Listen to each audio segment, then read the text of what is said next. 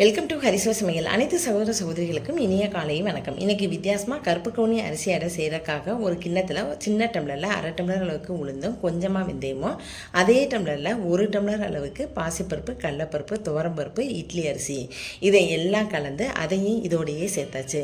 இப்போ அதே டம்ளரில் ஒரு டம்ளர் அளவுக்கு கருப்பு கவுனி அரிசியும் சேர்த்து நல்லா ஒரு 3 தடவை கழுவிட்டு மூழ்கிற அளவுக்கு தண்ணி சேர்த்து அதிகபட்சமாக 8 மணி நேரம் ஊற வச்சு எடுத்தாச்சு. நல்லா ஊறி வந்திருக்கு. இந்த மாவை அரைச்சி இதை உடனே செஞ்சால் தான் நல்லாயிருக்கும். இதை நெருன்னு இந்த மாதிரி அரைச்சிட்டு வந்துட்டேன். இப்போ ஒரு சின்ன உரலில் ஒரு டீஸ்பூன் அளவுக்கு சோம்பை இந்த மாதிரி தட்டி அதையும் இதோடையே சேர்த்து கொஞ்சமாக தூள் உப்பு சேர்த்து நல்லா கலந்து விட்டுக்குங்க.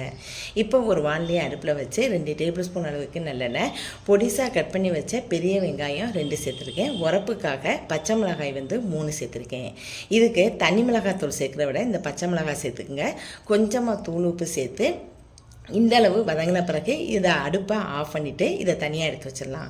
இப்போ 1/4 டீஸ்பூன் அளவுக்கு பெருங்காயத்தோடு சேர்த்து நல்லா கலந்து விட்டுட்டு பொடிசாக கட் பண்ணி வச்ச கருவேப்பிலையும் கொத்தமல்லியையும் சேர்த்துக்கலாம். அதுக்கப்புறம் நம்ம வதக்கி வச்ச வெங்காயம் பச்சை மிளகாயும் சேர்த்து நல்லா இந்த மாதிரி கலந்து விட்டுக்குங்க. இப்போ மாவு ரெடி ஆயிடுச்சு. தோசைக்கல் காஞ்சதும் எண்ணெயை கொஞ்சமாக ஊற்றி இந்த மாதிரி தேய்ச்சி விட்டுட்டு கொஞ்சமாக மாவு எடுத்து இந்த மாதிரி ஊற்றிட்டு சுற்றி எண்ணெயை ஊற்றி மூடி போட்டு மூடி வச்சிடலாம். திரும்பவும் இந்த அடையை திருப்பி விட்டுட்டு இந்த மாதிரி எடுத்துடலாம். அவ்வளவுதான், சூப்பரான சுவையான கருப்பு கவுனி அரிசி அடை ரெடி ஆயிடுச்சு. இதை நீங்களும் செஞ்சு பாருங்கள். Thanks for